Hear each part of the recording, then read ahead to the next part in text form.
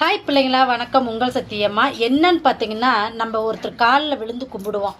அப்படி விழுந்து கும்பிடும்போது பெருவிரலில் தொட்டு நம்ம கும்பிடக்கூடாது, தரையை தொட்டு தான் கும்பிடணும். ஏன்னு கேட்டால், ஒரு சிலர் உளுந்து கும்பிட்றதுனால ரொம்ப, அதாவது நம்மளை உளுந்து கும்பிட்றாங்க அப்படின்னு தற்பெருமைக்கும் புகழுக்கு மயங்கியும் உளுந்து கும்பிட சொல்லுவாங்க. அந்த நம்ம ஒருத்தர் விழுந்து கும்பிட்றாங்கன்னா அவங்களுடைய ஒரு பாதி கர்ம வினைகள் நம்மளை வந்து சேரும். அந்த கர்ம வினைகளை கழிக்க உங்களுக்கு தெரிஞ்சிருக்கணும், சரிங்களா? தெரியாதவங்க புகழுக்கு மயங்கி தற்பெருமைக்காக உளுந்து கும்பிட்றாங்கன்னு நம்ம மதிமயங்கி நின்னோம்னா அந்த கர்ம வினைகள்லாம் நம்மளை வந்து சேரும். நம்ம யார் காலில் உழுவணுன்னா பெத்த தாய் தந்தை குரு இறைவன் இந்த மாதிரி தான் நம்ம உளுந்து கும்பிடணும். அதுவும் அந்த பெருவிரலையோ காலையோ தொட்டு கும்பிடவே கூடாது, தரையை தொட்டு கும்பிடணும். அப்போ உங்கள் கர்ம வினைகள் பூமாதேவிக்கு போய் சேரும்.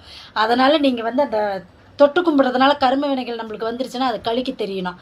6 மாதம் 1 வருஷத்துக்கு ஒரு தடவை நம்ம போய் தலைக்கு குளிச்சுட்டு ஆறுலேயோ குளத்துலையோ இறங்கி தலைக்கு குளித்து ஒரு அருகம்புல், ₹1 காசு இதெல்லாம் வச்சு நம்ம குளித்தோம்னா நம்ம அவங்களோட கர்ம வினைகள் பாதி நம்மளுக்கு வந்திருக்கும்.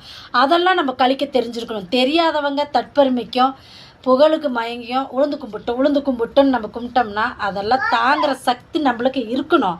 இல்லாதவங்க அதை செய்ய முடியாது, ரொம்ப கஷ்டப்படுவீங்க. தெரிஞ்சுக்கிட்டு செய்யுங்க, தெரியாமல் செய்யாதீங்க. ஓம் சக்தி அங்காள சக்தி. நல்லதை மட்டும் நினைப்போம், நல்லதே நடக்கும்.